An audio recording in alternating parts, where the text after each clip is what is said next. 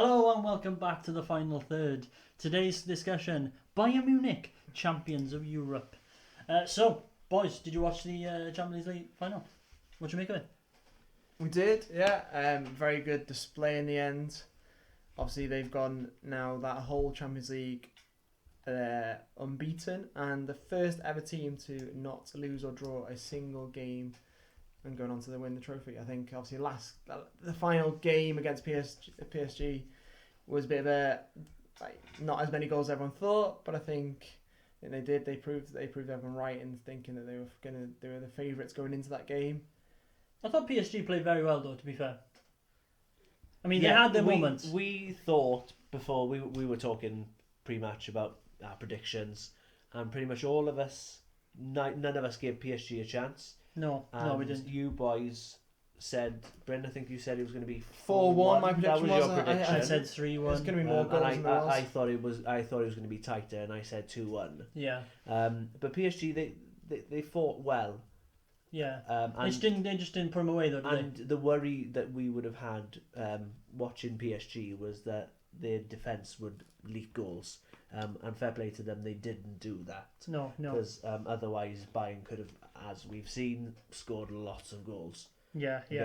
Like potentially looking at the final, PSG had the easier route, having Leipzig in the semi and Atlanta in the quarter final compared to Lyon and Barcelona for Munich. Yeah. Like overall, they played pretty well, but obviously Bayern Munich had the end of the Bundesliga to get themselves. Do you reckon they were fresher? Fit. Yeah, they were probably fresher, weren't they? Well, we were talking about this as well before that we watched the Bundesliga. Yeah. We made a big deal of it over lockdown. Yeah. And Bryn, I think you ended up watching Bayern the most. You watched them a few times. You watched them a few times. Yeah, I think they were pretty impressive. Obviously, players like Lewandowski, Gnabry, Kimmich, like they were all standout players. Especially that Kimmich. That looked sharp, and knowing that the Champions League was coming up, at the time I did say that I felt that that Bayern Munich would be the strongest team going back into the Champions League. Talking about your question there, it was about the timing of it compared. Yeah. Well, they'd basically finished their season by the time that the English sides were starting. Yeah. So I was worried when we were watching the end of the Bundesliga that they would then. And you thought the opposite. I thought the opposite. I thought that they would lose their fitness in that time because it was quite a few weeks that they had to rest. Yeah. But then we said in the same conversation that I didn't give any of the French teams a hope in hell in the Champions League because they hadn't had their domestic league back. Bit controversially, Bundesliga though is an easier league, isn't it? Let's be honest. Compared to the Premier League, yes. Compared to the French league, no. Yeah. I think the French league you've got PSG, you've got Lyon, you've got teams like Monaco, Nice that are up and down, but beyond the top 5 or 6, I think those teams aren't strong enough in comparison. For me, I rate the Bundesliga more than La Liga. These days, a bit controversial. Okay. Well, obviously, as we've just seen, head to head, put the two teams together, and head to head, the Bundesliga came out tops this year. But I see it as a stronger league. Even though again your argument, Bryn, is outside of the top 3-4 maybe. The Bundesliga isn't as strong as definitely the Prem. I'd say the Prem is the most consistently strong one. For a 20 league team. But this is where Bayern are clever though. Their transfers are basically the Bundesliga. Yeah, teams. they nab the best players. They're known for that. Teams. Like obviously you've got players like Lewandowski that realistically would probably be a 60 million, 70 million player now at 34, 35, but they got him on a free transfer from Dortmund. The list can go on. It literally could go on. Goretzka. The list can go on of players that they've signed basically from Dortmund. Just on that note then, Lewandowski. I think Unbelievable. I think he's the most unluckiest player this season. I think realistically he's had an outstanding season. He's had the season of his career. He's outshone every player in the world. I think he's beaten Ronaldo and Messi hands down. If the Ballon d'Or was still available and open, I think he would win it hands down. In the Champions League this year, guys, just throw some stats: 10 appearances, 15 goals, 5 assists, and that's in the Champions League. And then looking at the Bundesliga, 31 appearances, 34 goals and 4 assists. Unbelievable. You would see a Bayern Munich game and you'd be surprised if his name wasn't on the score sheet. Yeah. Who's his backup then? Who's like the second string striker? I don't even know. There's a few. Obviously, you've got Thomas Muller, who is obviously there. He can play He's very striker. versatile, yeah. You've got a young lad called Joshua Kirski. Kiski. Very young though. He's 19 years old. He's meant to be an up and coming player. Other than that, though, you haven't really got many. Isn't there one Football Manager striker that we always look at? Fiat Arp, ex-Hamburg player. Yeah. Again, Bundesliga within. A player within the Bundesliga. Yeah. Obviously, we know him from the Football Manager Simulator. You boys talking now about your Football Manager days. I'm a career mode kind of guy, and then another striker that is there is Sarpreet Singh. I don't know if you know him. I don't really know him much. He's a 21-year-old New Zealander, and I like him a lot. Steph loves a New Zealander. Right, so going back to this, where does this rank? Like, is this their best ever? I think realistically, you got to look at the fact that they have won every game in the Champions League this year in a very short space of time during these last little knockout rounds, because obviously no 2 legs and for that.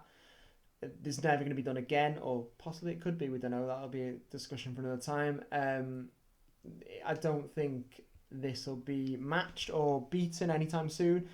Realistically, at the top there, I don't think there is another Champions League campaign that is better than this year. And the worry that when we've been talking about other teams, we've always said, oh God, in 1-2 years' time, they've got a really aging squad. When you look at the players and look at the ages that they've got, do they need to sign him? I don't think they do, because the majority of their players are in their prime. Lewandowski is pretty much one of the oldest players there, and he's still only 32. Well, I say only, Messi's 33. Yeah. And I was saying then maybe he's a bit too old, but he's 32 and he's a target man as well, and he's going to score goals, so he can keep going for surely 3 seasons. Just going to their Bundesliga, did they actually lose a game in the league? I don't think they did. Could they potentially go unbeaten next season? Potentially. We've got to remember they've signed Leroy Sané as well. If he can stay fit, of course, I forgot that. Completely forgot about that. He's gonna have an impact surely. Oh, he was unbelievable for City before his injury 2 seasons ago. Yeah, but before his injury, he was class, wasn't he? And when you're thinking of wingers, if you're thinking of a front 3 potentially of Lewandowski, Sané, and Gnabry, there's goals. He surprised me as well, Gnabry has. Yeah. Obviously from his days surprised Tony Pulis as well. Yeah. Is that potentially one of the best front 3s in the world? Can it be? It's up there. Can it be? It's got to be up there. I think anyone with Lewandowski. If you then look at obviously we're talking about the fact of they're very shrewd with their signings with the Bundesliga. If you also look at their loan signings this year, 2 loan signings in Perisic and Coutinho, and the right back from Madrid, who came in January.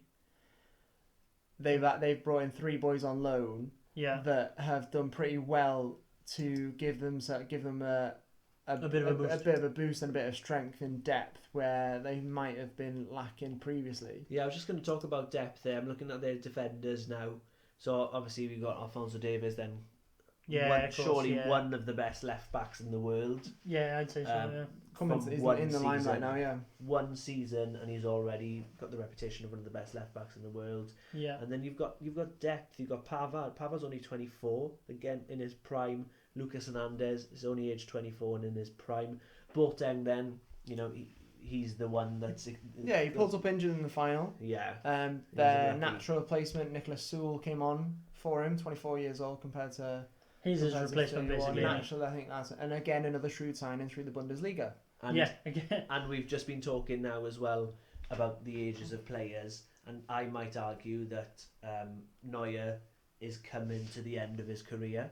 Yeah, he's age 34. But then again, when we're talking about they've already signed their replacement, the Schalke goalkeeper in Nubel, and that looks like it's going to be an out and out just swap. Maybe in the next 2-3 seasons, that'll just be a case of shadow Neuer, come in for the cup matches, and then just slowly take over. Obviously, in the past Ter Stegen left. Has left Germany, not Bayern Munich, but left Germany to gain more first team and more prominent. Yeah. But and he still can't overtake him as the German national goalkeeper. No. Yeah. So it's going to be a bit tricky. But they're just so clever with their signings as well. That's the thing. You know, a team if a team wanted to try and replicate that these days and have the quality and the depth that Bayern have, you're going to need a 500 mil budget for your team. Yeah. And Bayern haven't done that. You know, did you see the other day, guys, that they had the Harry Maguire cost more than that Bayern first team? That says it all, doesn't it? I think that says a lot about Man himself. Yeah. But you know, I don't know. So there we are, guys. Bayern, champions of Europe. What do you reckon? Do you reckon they're going to dominate Bundesliga for years? Leave a comment and don't forget to subscribe. We'll see you soon.